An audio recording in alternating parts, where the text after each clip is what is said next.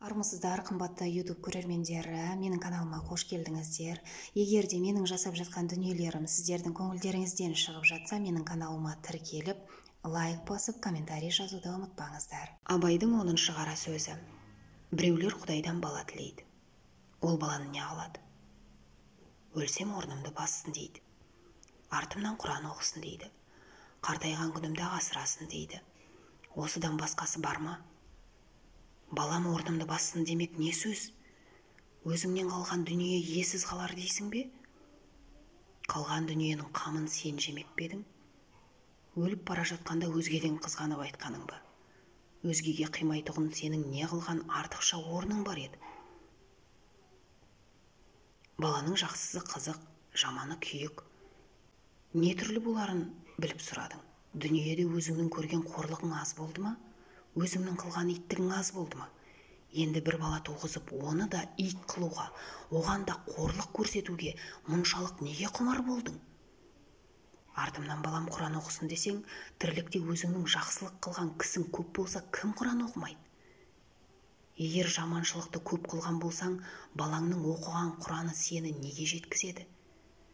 Тірлікте өзіңе өзің қылмаған істі өлген соң саған балаң кәсіп қылып бере ала ма? Ақырет үшін бала тілегенің, балам жасында өлсін дегенің. Егер де ер жетсін десең, өзі ер жетіп, ата-анасын тұзақтан құтқарарлық бала қазақтан туа ма екен? Осындай баланы сендей әке, сенің еліңде ел асырап өсірмек пе екен? Қартайғанда асырасын десең, ол да бір бос сөз. Әуелі өзің қаруын қайтарлық, қартаюға жетемісің, жоқ па? Екінші, балаң мейірімді болып, асырарлық болып туа ма, жоқ па? Үшінші, малың болса, кім асырамайды? Малың жоқ болса, қай асырау толымды болады?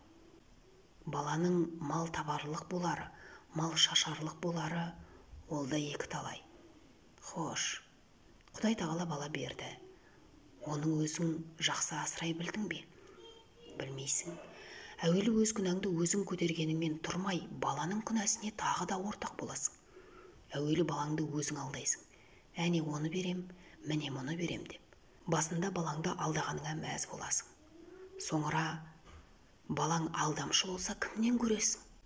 Боқта деп біреуді боқтатып, кәпір қияңқы осыған тимеңдерші деп, оны мазаттандырып, әбден тентектікке үйретіп қойып, сабаққа бергенде молданың ең арзанын іздеп, қаттаныса болды деп, қу сұм бол деп, пәленшенің баласы сені сыртыңнан сатып кетеді деп, тірі жанға сендірмей, жат мінез қылып, осыма берген тәлімің?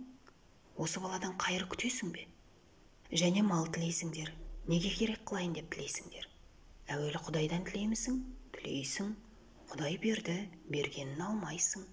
Құдай тағала саған еңбек қылып мал табарлық қуат берді. Ол қуатты адал кәсіп қыларлық орынға жұмсаймысың? Жұмсамайсың. Ол қуатты орын тауып сарып қыларды білерлік ғылым берді. Оны оқымайсың. Ол ғылымды оқыса ұғарлық ақыл берді. Қайда жібергеніңді кім біледі? Ерінбей еңбек қылса, түңілмей іздесе, орын тауып істесе, кім бай болмайды? Оның саған керегі жоқ. Сенікі біреуден қорқытып алсаң, біреуден жалынып алсаң, біреуден алдап алсаң болғаны, іздегенің сол. Бұл Құдайдан тілеген емес, бұл абыройын арын сатып, адам жаулағандық, тіленшілік. Хош, сөйтіп жүріп ақ мал таптың, байыдың. Сол малда сарып қылып, ғылым табу керек. Өзің таба алмасаң, балаң тапсын. Ғылымсыз ақырет те жоқ, дүние де жоқ. Ғылымсыз оқыған намаз, тұтқан ораза, қылған хаж, ешбір ғибадат орнына бармайды.